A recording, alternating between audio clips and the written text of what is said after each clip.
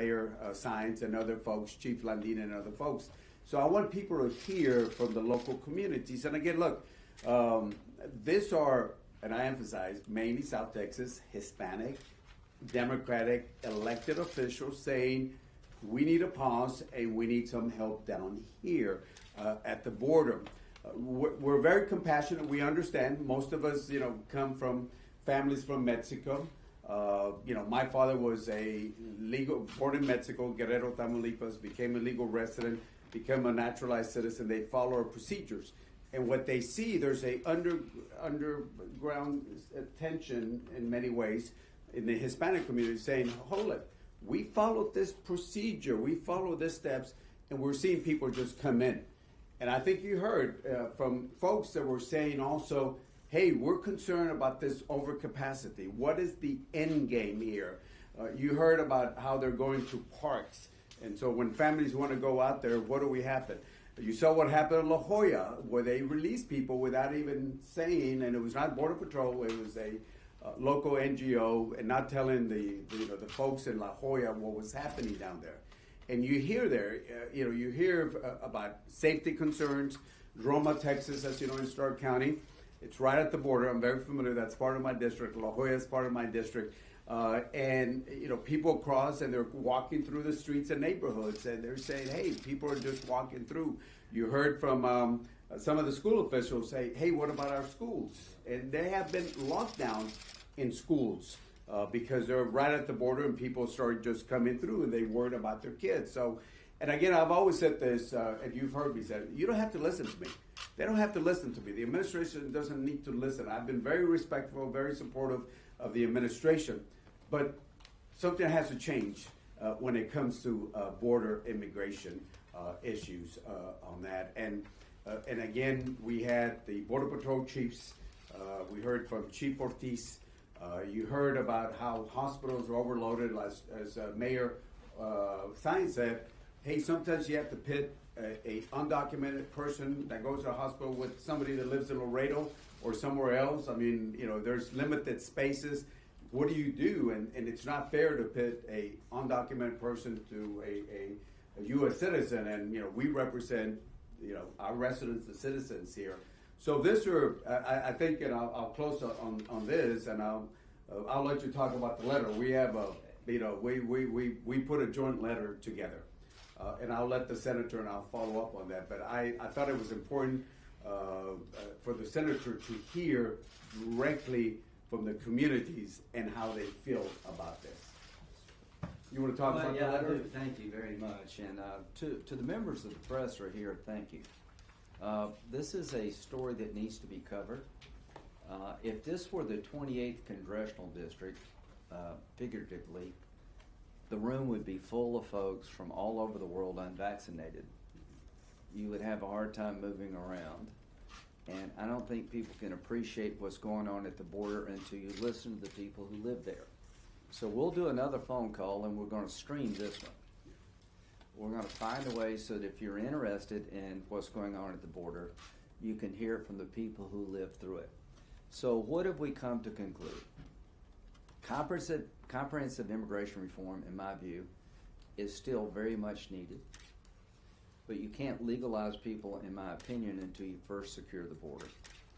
I was involved in the Gang of Eight, and before that with Senator Kennedy, McCain, Kyle, and Salazar in 2008, trying to secure the border, pathway to citizenship for the illegal immigrant population who are non-felons, switching to a merit-based immigration system to help our economy going forward. I still believe that. But the one thing I know you can't do is provide legal status without first fixing the border, because it will create a run on the border like you've never seen before. So this idea of putting DACA in the infrastructure package is a terrible idea until you first fix the border. And I sponsored the DACA bill with Senator Durbin. I've told him I am willing to work on a small deal, medium deal, or large deal, but the first deal is to bring relief and secure the border. So Henry and I have come to conclude it's now time for a new set of eyes on this problem. that the people in charge have had 6 months and it's getting worse. And I'm not here to throw partisan stones today, but something's got to give, right? So we were talking yesterday, what could we do? Who do we trust? Who do we believe could help us get out of this mess? And we both concluded almost instantaneously, Jay Johnson. Jay Johnson served with President Obama. He was a Democrat.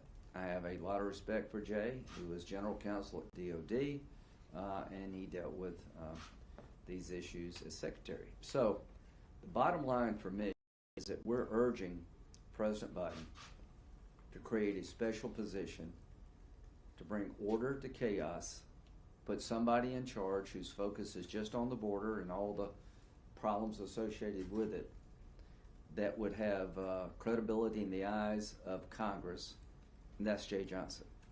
I can promise you that most Republicans respect Jay Johnson. And if Jay would be willing to do it, and if President Biden would be willing to nominate him, I think you would find solutions pretty quickly. So that's what the letter's about. Something's got to give, a new set of eyes. So what's causing this? It was the police chief, I think, who said this third wave of illegal immigration is brought to you by Washington, D.C. The pull factors by policy changes, the new pull factors are too great for any money to the Northern Triangle to matter. I worked with Vice President Biden to put $750 million into the system to help the Northern Triangle countries with their rule of law issues, with their economy, with their corruption problems. I am willing to invest more. But the root cause of this wave of illegal immigration is not a deterioration in the last 6 months of the Northern Triangle. It is that we've changed our policies where people all over the world believe now's the time to go to America illegally, because once you get there, you're going to stay. Now, what did Jay Johnson do on his watch? We had a wave of unaccompanied minors and families coming from Brazil to take advantage of the asylum program. Jay Johnson got on a plane and flew back with these people to Brazil. He sent a signal to the source of the problem that this is not the way to enter the United States. We had 188,000 people come across last month. About 25 to 30% were not from the Northern Triangle. Every week that goes by, the word spreads throughout the world that the border is now open. If you can get 1 foot in the United States, likely you're not going to leave. So what we're asking for is for the administration to put somebody new, a new set of eyes, in charge of this problem and working in a bipartisan way to provide the resources and the policy changes to have a timeout so that we can catch our breath as a nation, give the people of Laredo and the surrounding areas some relief. Now, what did I learn? I learned it is hell on earth right now in his district given this problem. That the hospitals are full, that neighborhoods have hundreds of people every day walking through the neighborhood, crossing our border illegally, and it's very unnerving. That the police are overwhelmed, that the COVID numbers are increasing, that the Border Patrol is doing the best they can. A shout out for the Border Patrol. I've been to Iraq and Afghanistan, I think 57 times. I've seen our men and women in the military in action under the most difficult circumstances imagined. I would put the Border Patrol and Customs agents who are dealing with this crisis on par with them. They're incredibly dedicated Americans, and I don't know how they go to work every day. What they see in terms of small children, the overwhelming nature of this problem, I just don't know how they do it, and I want them to know that Henry and I consider you all and your families American heroes. So I've sent 3 letters. One with Congressman Cuellar to President Biden to put a new set of eyes on the problem, somebody we all trust, Jay Johnson. I hope you will consider that, Mr. President. And I stand ready to work with Jay or anybody else that has a rational plan for it. Number 2, I've written a letter to Dr. Fauci, and I'll give you a copy. I don't know what we should be doing, but I know this. I'm vaccinated. I've tried to be a responsible citizen. If you're not vaccinated, you need to get vaccinated, because I think the risk to you and your family and the community goes down greatly. I think it is safe, and I think it is highly effective.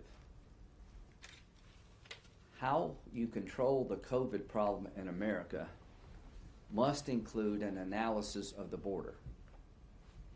We've had 50,000 people released in the United States because the Border Patrol ran out of capability and capacity to hold them. They literally put them on buses and shipped them throughout the country. I dare say any of them were tested. I dare say that the system at the border is not controlling the problem associated with COVID coming from other countries. In Guatemala, the vaccination rate is less than 1%. So I've got a letter to Dr. Fauci. As you tell us what to do as a nation, you need to look at the situation at the border and give us an opinion as to whether or not it makes sense what we're doing. And let me tell you, I think it makes no sense. I have a German engineer who works for BMW in South Carolina. So Germany invested heavily in the BMW plant in Greenville, South Carolina, Greer, South Carolina. The man wants to go home to see his, I think, mother or father, somebody who's critically ill, and I'm having to move heaven and earth to get him legally able to go back to visit his mother in Germany. I can't go to Canada, you can't go to Europe because of COVID restrictions. But we're having 1.2 million people cross our border being detained with no rational policy at all. Probably the best thing for the German engineers, go down the border, get caught, we'll probably send them to Germany. This makes no sense. It's dangerous. It needs to stop. So Dr. Fauci, you need to answer my letter as to whether or not you understand what's going on at the border and what changes do we need to make, if any, to really deal with the COVID problem, because I think the super spreader event of all super spreading events is at our southern border. To Secretary Mayorkas, I wrote you a letter last week. Of the 1.2 million people who came here illegally, how many of them have been tested? How many of them have been released to the United States? How many positives were there? And what system do you have in place to ensure testing? What happens if somebody comes up positive? And of the 1.2 million, how many have been allowed to stay in the United States? And what protocols do we have to deal with COVID? To the NGO community in your district, they're American heroes on the same footing as the Border Patrol. The Catholic charities and others are giving refuge to these folks. They're being overrun, and the system is literally broken. We're creating a national security nightmare for this country. It would be very easy for terrorists to integrate themselves in the flow of illegal immigration. Our border communities are under siege. The hospitals are full. The cops are having to do more than they can possibly do. And it is now time to define the problem and fix the problem. Count me in for investing in Northern Triangle countries as part of a solution, but the pull factors have to change. And I just want to thank Congressman Cuellar for having the guts to speak truth to power, to let the administration know what's going on the ground. And what's so sad for me is I had a mask that said,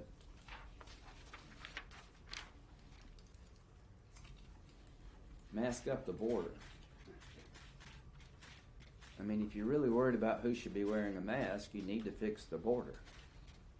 This is a border completely porous and open when it comes to COVID. There are no protocols in place, and the capability of the Border Patrol to manage the flow has just been lost. We've lost control of the border in your district. Do you agree with that? You got some big problems. Okay, I'll say that. He says big problems, I say we lost control. So we'll be glad to take questions, but here's what's so sad for me. If I had a news conference taking a shot at Donald Trump about anything, this room would be full. All of you, not all of you, a lot of you have masks. You know, you're doing what you think is responsible for yourself and your neighbor. we're putting the people of the 28th Congressional District at risk. We're putting their economy at risk. We're putting their health at risk. We're putting the future of their children at risk because we've lost control of this issue, controlling our border and the COVID problem as it relates to illegal immigrant crossings. It is now time to work together without, you can blame everybody for the last 20 years. You can blame me. You can blame Henry. We're trying. But I'm not looking backward. I'm looking forward. And as I look forward, I'll end with this. The mayor of Laredo said, we're still pretty safe, but I worry about where we're going to be as a community in the next 6 months. The police chief said, the resources I have now are beyond the problems I'm having to deal with are beyond the resources, but every passing day it gets worse. The Catholic Charities and other NGOs have said, without some help, we've reached the breaking point. So I've listened to the people of the 28th Congressional District. Your congressman has been the most effective voice in all of Washington about trying to find a way forward. I join his cause. I stand ready to work with the Biden administration, Democrats and Republicans, but I will not let this go without one hell of a fight. Questions? ¿Preguntas en español o inglés? Sí, en You be in español. charge of this, man. I was going to let you do it. Tengo una in pregunta en español. español, si This se is a very puede. short news conference. El senador Graham ha dicho que legalizar, dar camino a la ciudadanía para un grupo de inmigrantes sería un error si es que primero no se soluciona el tema de la frontera. ¿Cuál es su posición en cuanto a legalizar a un grupo de inmigrantes indocumentados en el proceso de reconciliación? Sí, bueno, necesitamos tres cosas cuando hablamos de inmigración. Necesitamos asegurar la frontera, necesitamos un programa de trabajos temporales y necesitamos también tener una manera para ser ciudadanos los 11, 12 millones de personas que tenemos. Usted oyó al senador, él no está de acuerdo de la Constitución. Para mí, si es posible, lo quiero ver. Quiero ver algo entre demócratas y republicanos, pero si es la única manera de poner en la Constitución, si se puede hacer, no sabemos. Todo depende de la decisión que se va a hacer. Yo lo apoyo. Sí. Sí. Have you all spoken to Jay Johnson about this? No, he's here to I'm sure he's listening to us on that. Yeah. Look, I have his contact. I have reached out. It's been a little busy. I've been getting home about 11 o'clock. Look. First of all, we're not criticizing anybody that deals with the border, but we do need a new set of eyes. You know, businesses do it all the time. Hey, let's bring an outside person to come in and give us a new eyes. We've had a border czar. If you recall, we'd had Roberta Jacobson. In my opinion, she did great in Central America. Being border, I think that might have been a little different. And she's not there. We don't have a border czar. We've had border czars in the past. And I think bringing somebody like Jay Johnson, and I think you heard me, I've always said Jay Johnson as the senator, and we said we agree on him. And he was compassionate, but he followed the law. And look, and one of the things he did, and I know we had a lot of conversations, and you mentioned also, was look, you know, if somebody needs to stay here, that has to stay, he stays. But if somebody, he or she has to be returned, he returned. We see images. You know, you can't just talk about people coming over, but we see images of people coming in. Has anybody ever seen a single picture or video or image of somebody being returned? They don't want to show that because, unfortunately, they don't want to offend the immigration activists. And I've always said it's good to have immigration activists, but you also have border communities, and you heard from them directly, border communities and the men and women of DHS. So what we're saying is, you know, Jay Johnson would be, we haven't talked to him, but somebody like him would be good. Somebody who has his credentials would be good. But in my opinion, and I think also the Senator, Jay Johnson understood it. He wrote the playbook, if you think about it. And let me just add that I've been involved in a bipartisan way trying to fix this problem. If they try to put DACA and the $3.5 trillion infrastructure bill. It'll blow up any hope of bipartisanship for a very long time to come. I think what we should do is we should have an asylum reform fix. People are coming here. We canceled the Remain in Mexico policy. Now people are coming here making asylum claims and they're being released and they don't show up. People are being released without a court date, 50,000 people. Guess what? None of them are showing up. I don't blame them. I blame us. So what I'd like to do is repair the asylum loophole, plug it for a while, try to find some ways to better secure the border, and for that maybe we can do DACA and TPS. You just got to slow down the flow. You got to have a timeout on these illegal crossings. You got to give these communities along the border some hope and breathing space before you break them. And you heard the border communities. I mean, I'm just reflecting. I'm just a mirror of what my communities are saying. I mean, and you heard them.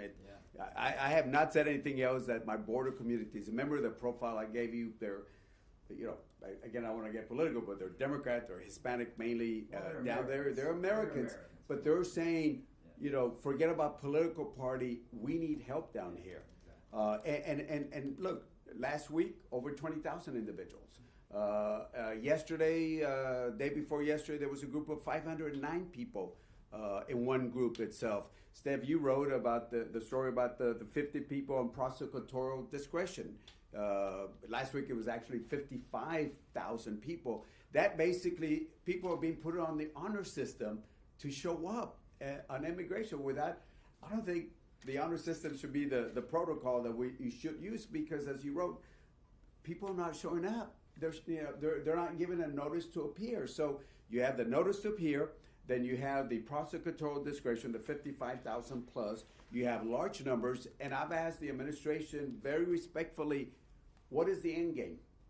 What is the end game on this? And I don't know if they know the answer, or maybe they don't want to share it with me. What is the end game?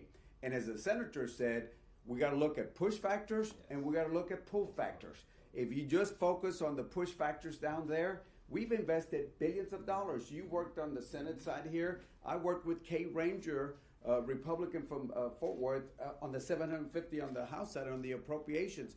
We've added billions of dollars to Central America, but we still have people coming in.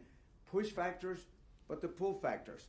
If a coyote makes charges $6,000 to $8,000, and use the lower number, 6,000. We've had over 1 million people. Somebody do the math, and I'll tell you how much money. And that doesn't even include the getaways, 10%, 15% getaways. And there's somebody making money out there, and it's the coyotes. So just adding on to the J. Johnson, you're not even sure if this is something that he would want, a role or position that he would want. So do you have another name in case he... I'm open. Why did we do this? Because we feel like we're running out of time. The problem's going to get to the point you really can't. It'd be almost impossible to fix. So we agreed on Jay. We probably should have called Jay, but it's symbolic. If Jay can't do it, I understand. If he's willing to do it, the Biden administration would be making a mistake not to give him the opportunity. A new set of eyes.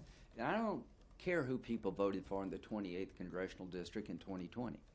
They voted for me. Yeah, well, okay. They voted for Henry, and if I lived there, I would vote for Henry. So the bottom line is, this is about the future. It's about a group of Americans on the border who are feeling the brunt of illogical policies. Many have existed for decades. They're getting worse, not better. Senator, I think you've made clear your position on a pathway for DACA and TPS here, but Speaker Pelosi today said she supports immigration reform in the reconciliation bill. It seems like this train is leaving the station, so what can you do to prevent that from happening? Well, number one, what it will do, it will destroy the ability for me to sit down and fix this problem in the future, because here's what's going to happen. Speaker Pelosi, I respect her. We've known each other for a very long time. If you legalize anybody in this environment without first addressing the pull factors in the broken border, you'll be sending a message to the world, look what they just did, let's get there, we'll be in the next tranche. You'll be adding jet fuel to a fire. Not one time have we ever suggested legalization first, border security second. So So there seems to be some confusion about how specifically a path to legalization could fit into budget reconciliation. On the one hand, you have Senator Hickenlooper saying that it will be a pay-for. On the other hand, you have Senators Carper and Cardin saying that there's funding for it. Chuy Garcia said yesterday that there's a top-line figure of $126 billion. So beyond sort of like the legalization elements, I know you're here to talk about border security. How does these things fit together then? If you want border security, say, through reconciliation, it would need obviously an immediate Reconciliation is a partisan process right. that needs to be abandoned when it comes to illegal immigration. He's a Democrat. I'm a Republican. I think I can buy into aid to the Northern Triangle. To Vice President Harris, it's not that I disagree that the conditions in the Northern Triangle need to be addressed. Vice President Biden knows very well that I was the go-to Republican to put into the Senate bill, the S5 bill, a $750 million program to combat corruption, improve the economy, and help deal with the underlying push factors. Okay? Count me in for that. But if you just did that and you didn't change the pull factors, more and more people are coming outside Northern Triangle countries. And if you legalize somebody without first dealing with the pull factors, you're going to have a wave of new illegal immigration from all over the world. We have never done legalization then border. So my belief is stop the partisan process for legalization. See if you can find ways to deal with the pull factors sufficient enough to stop future flow. I will deal with the underlying push factors, and we'll have a pathway to citizenship for a group of people that are probably very deserving. But you don't see any way to do that in the current Congress then, given that what everybody's saying right now is that the only path forward for legalization will be through reconciliation. I am saying that's not a viable pathway forward. It makes the problem even with worse. even with a border security but you wouldn't do it through reconciliation because no Republican's going to vote for a $3.5 trillion socialist document. Now listen, I've got the hell beat out of me. I'm sure Henry's getting the hell beat out of him by immigration activists. It comes with a job. To people in South Carolina, why are you doing what you're doing for all these years? I've got no problem with a pathway to citizenship if we fix the underlying problem. I don't want another wave. So count me in for giving the people who've been here a very long time a chance to stay here on our terms, but we need to make sure that that's the end of it, that we secure our border, we have a logical immigration system. I have no animosity toward the illegal immigrants coming. I have a lot of, my heart breaks for what I see. I mean, can you imagine being in a Catholic charity, dealing with this day in and day out? God bless you. Can you imagine being a Border Patrol agent who has a couple of kids of your own? I mean, I've been there enough to know. And so I'm just begging the Biden administration. Let's call a timeout. Get a new set of eyes. Let's put rational policies on the table. Very quickly, it's not rational that I can't go to Canada because it may hurt the United States COVID problem and completely ignore a border that's on fire when it comes to COVID. It makes no sense that I can't go to Europe or a German engineer working in South Carolina can't visit their family because we're worried about the spread of COVID if he goes back to Germany, and you're completely ignoring a border on fire when it comes to COVID and illegal crossings. So that's got to stop. And talking about border crossings, and I agree with the senator. Look, before COVID-19, there were over 18 million Mexicanos that would come into the U.S. to spend over $19 billion. Money's for our stores, money's for our hotels and restaurants. And I talked to the secretary several times. I've talked to CDC. I've talked to Dr. Anthony Fauci. I think Dr. Anthony Fauci understands why can we not lift the border restrictions. So what people ask me in my district is, let me get this right. So we're not letting the legal visa holders from Mexico that spend billions of dollars in the U.S., over $19 billion a year, pre-pandemic numbers, but you're letting undocumented in. And I've asked the secretary, why are the legal visa holders a health issue, but the undocumented not a health issue? And again, I'm for strong border security. I said it in the appropriations. On reconciliation, I have a different position from the senator, and I respect his position. I want to see bipartisan. The last time we had bipartisan was Ronald Reagan and the Democratic Congress. They did amnesty. I don't agree with amnesty. I do not believe in amnesty. I can tell you that. But I want to see it bipartisan. But unfortunately, we can't do it. I've been here not as long as you. I've been here 16 years, and we've been talking about immigration. I do want to see immigration. If we have to look at that path, I know it's political. I prefer a bipartisan approach, and I know the senator's been very active, and the Gang of Eight and other folks on that. But we'll see what happens on that, and it depends on what the parliamentarian says. It's going to depend on the Senate side. I've asked CRS; they told me it's possible, but they're not the final decider. It's going to be the parliamentarians. Congressman, do you support overruling the parliamentarian if they were to? I don't sit in the Senate, so I can't answer that question. And also, you mentioned a preference for citizens in hospital beds over undocumented immigrants. Do you believe that you represent the illegal immigrants in your district? Well, look, I tell you, I represent the residents here. I represent them. Yeah. Well, let me finish. I want to treat the undocumented aliens with respect, especially the unaccompanied kids. I mean, we treat those kids like if they're out. Treat them with respect. But I'm telling you, in my communities, and you heard our mayor, they were saying, why are you pitting our citizens with undocumented that might have to fight for a precious hospital bed? Why is the administration, they basically said, why are you pitting us? We should not get to that question. We should not get to that question. But you heard the mayor. It's not fair to be put in that situation by the administration. Yes, ma'am. All right. That'll be last Because of the higher numbers of people crossing the border, it's obviously requires significant funds from both the Department of Homeland Security, but also the Department of Health and Human Services. Have there been any discussions among members of Congress about providing additional funds in some way, some kind of a supplemental? I think a supplemental on this issue is warranted after hearing. So what changed for me is I'd be willing to do a supplemental apart from a sort of a universal fix if you can show me we're headed in the right direction. But the people in the 28th district need some help, and they need it now. So Henry, if you want to work on a supplemental, count me in. But for it to be successful, you got to show that we're headed in the right direction. We're all worried about Afghan interpreters who risk their lives to help America in a war that's been going on for 20 years. We're pulling teeth to get the right number of visas. We're doing the vetting process. We spent I think $1 billion, right? I'm just perplexed. Look how hard we're trying to do it right with the Afghan interpreter. The best thing for the Afghan interpreter is to pay somebody if they can afford it to go to the southern border and they're here to stay. The bottom line is this is not rational, but we need help for the border communities now. We need money into the system.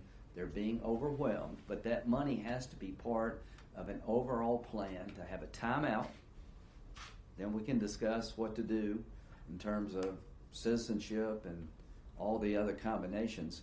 But I just want to let you know, I listened today for about 45 minutes. I didn't realize it was this bad. You shouldn't. They're very compassionate people. I've tried to show some understanding. An undocumented woman in this country, illegal immigrant woman, if she's assaulted, she's afraid to go to the cops because she might. There's no upside to this, right? There's no upside to illegal immigration. The people are coming because everybody would try to get to America if they could. We just can't let everybody come this way. His father did it right. I want to expand legal immigration. I want to give those who've been here for years working while we all look the other way a chance to stay on our terms. But this news conference is about a plea to the administration and the Congress to get a new set of eyes, to work together, not against each other, to fix a problem before it completely gets out of hand. If you lived where Henry lives, if you had to go through what they go through every day, you would be thinking that nobody in this country cares about you. Well, Congressman Cuellar is making it uncomfortable for the rest of us to look the other way. I don't represent Texas. I've talked to Senator Cornyn, I've talked to Senator Cruz. They want to be helpful in their own way. So Henry, if you want to put together a supplemental for border communities, count me in and we'll see if that would be the starting point for a larger conversation. Thank you. let me just close up and say the senator, all I have to say, top line, from listening to our Board of Communities, they said, give us a pause, let us catch our breath, we need some help. And we're asking through the letter is, put a new set of eyes, and in a constructive way, somebody that has the experience that can deal with the border. So that's all we're asking for. Thank you so much. Muchas gracias. Hablamos pronto. Thank you very much.